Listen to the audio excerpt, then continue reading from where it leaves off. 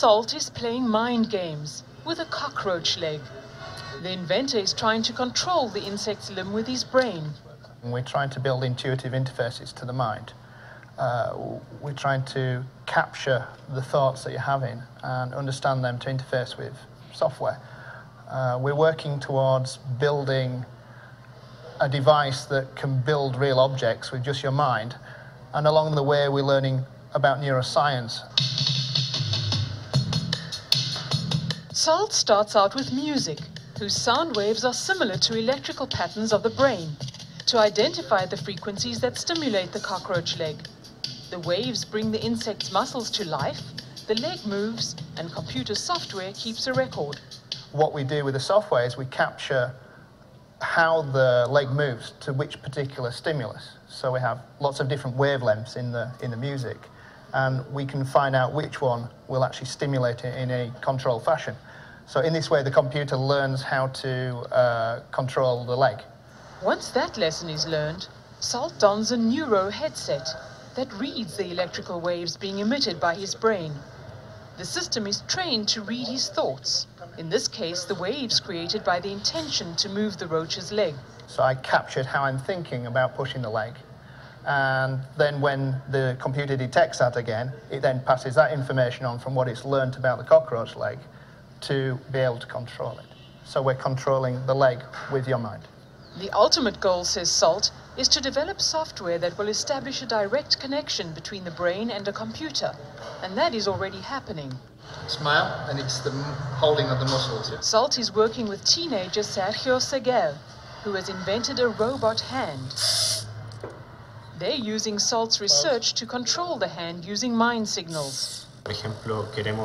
For example, we want to experiment with someone who has an orthopedic arm so they can move it with their head by thinking about it moving. It's incredible. And if successful, Salt says the technology could be transformative, particularly in the field of prosthetics, forging a potentially life-changing link between mind and machine.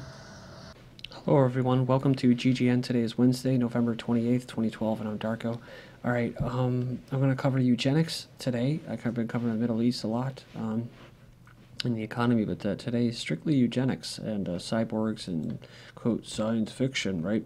Like this stuff, right? It was all about science fiction 20, 30 years ago. No, it was probably existed. They're just more sophisticated, and they're showing us a little bit of their progress. But we're talking about augmented reality as far as this guy goes. Mind-machine researchers get leg up from cockroach. This, of course, is not going to be used just for prosthetics. That's what they tell the people. But it's really going to be used for defense applications. Imagine being able to mind control, through your mind, control masses of people. Take a group of people and make their heads snap or their hearts explode. You know, talking about super soldiers and that. Stanford researchers advance performance of thought-controlled computer cursors.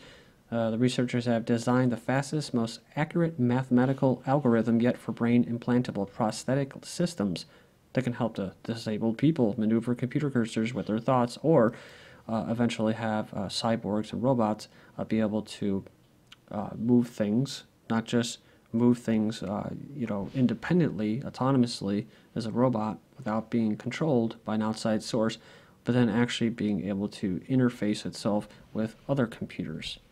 It's pretty interesting stuff.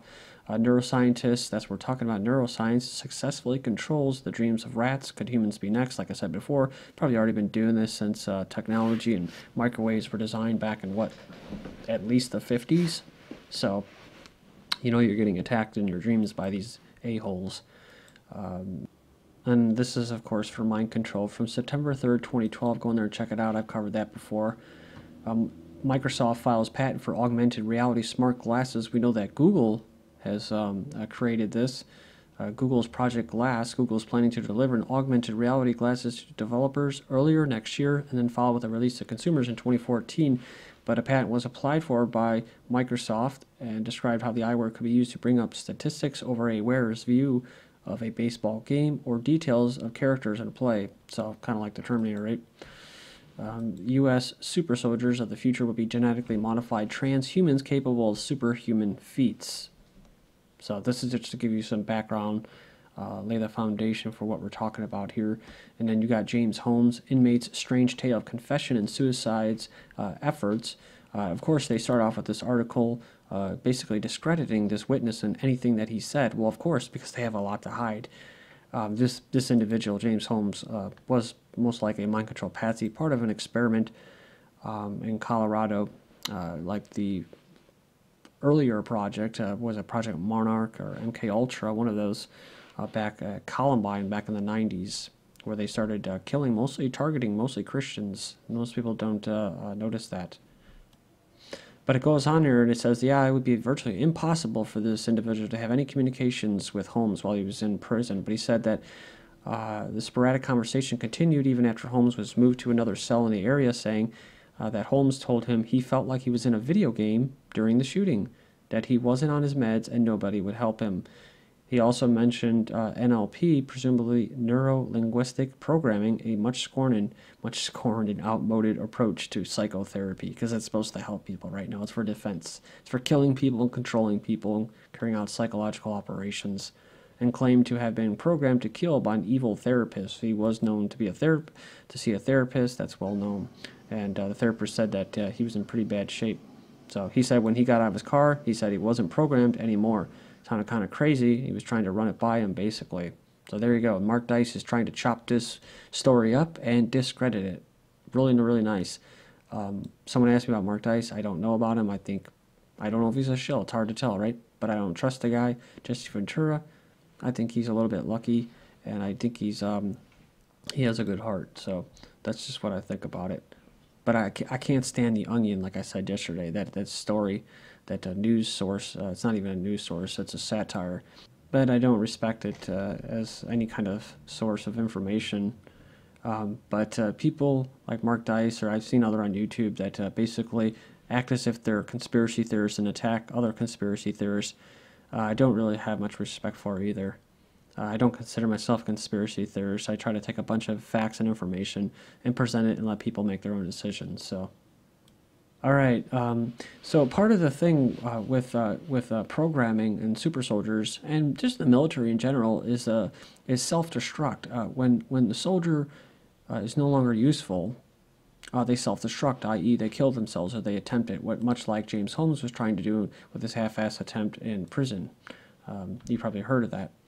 All right, in suicide epidemic, military wrestles with prosecuting troops who attempt it. So now, before they want to do a nasal spray for suicide for soldiers because, well, they don't like the mission, right? They're not robots, they're humans. Once they realize that they're not over there to fight for their freedom, but to help not just enslave their own people, Americans, but also enslave other people as well. And they don't like that, and they start to have to come to terms with that as a human being with a soul. And, robots, that's what's so great about robots. Even scientists are saying they're more ethical than humans as killers. So now they're going to actually start to call it self-injury, right? Interesting, too, because I just saw an article that actually said an Army mom was saying that suicides in the military are getting out of hand. Remember, I just covered this yesterday. And what did she say? She didn't blame the military for the mission that they're putting them in. Or the politicians. No, she blamed the person for having a sick mind. So there you go. That was a nice little propaganda going out to the military families by Army Times. They experiment on these soldiers, and Marines. It's tragic because they have a perfect opportunity to experiment with all these prosthetic limbs that will segue into cyborgs and stuff like that. They have a whole surplus and pool of young men who have their arms and legs blown off, so they get, it's a good time for scientists.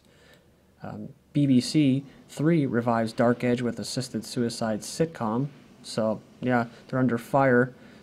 Basically, they're going to have a comedy series. It goes on here and it says that a new show with the premise of 3 words, which are almost impossible to put in the same sentence: assisted suicide comedy. So, am I against assisted suicide? No, I'm not. But these people want a bunch of people to die by 2050. They want to call numbers.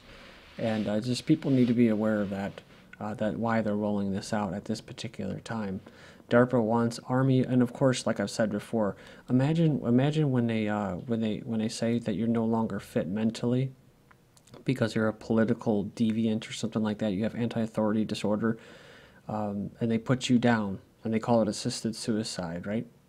And here we go again with DARPA. They want an army of networked amateur astronomers to watch the sky for space junk and aliens. They announced a program to utilize amateur astronomers to help watch space for any dangerous junk that may be threatening satellites or other spacecraft, and even the Earth.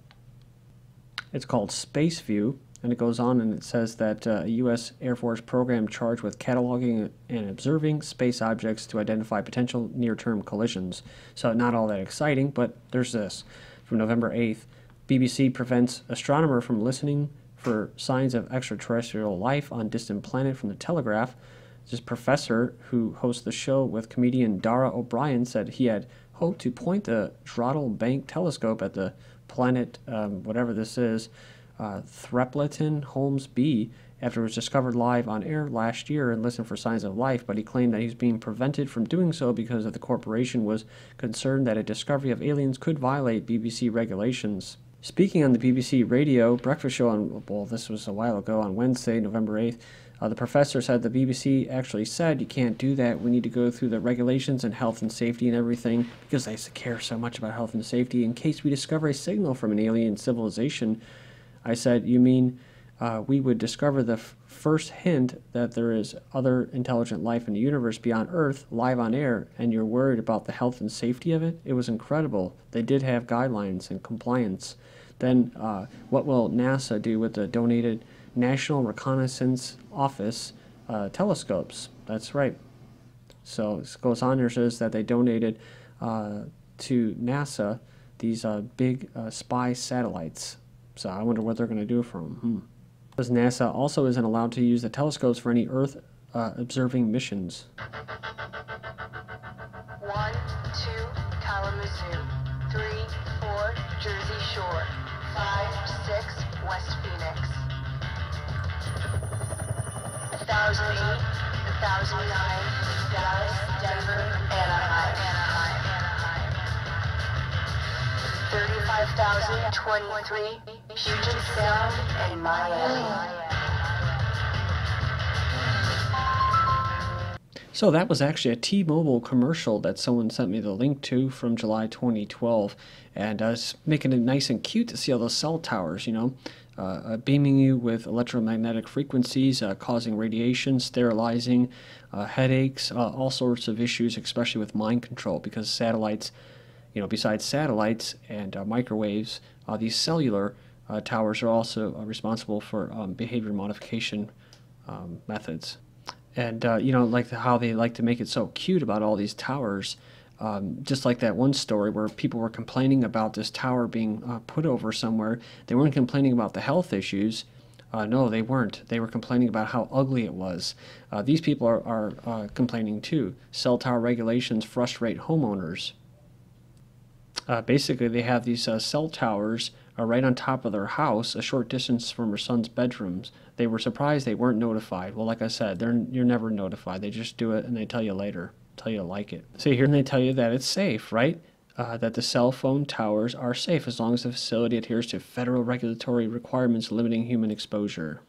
Even though the International Agency for Research on Cancer classifies radiofrequency electromagnetic fields, which are emitted by wireless phone and cell towers, as a possible human carcinogen, i.e. causes cancer.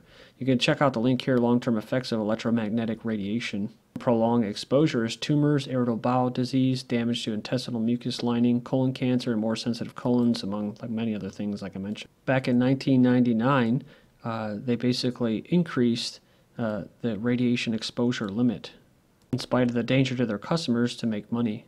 City warns of cell phone linked to cancer after a person removes a tumor on the left side of his head where the phone was pressed for long periods of time.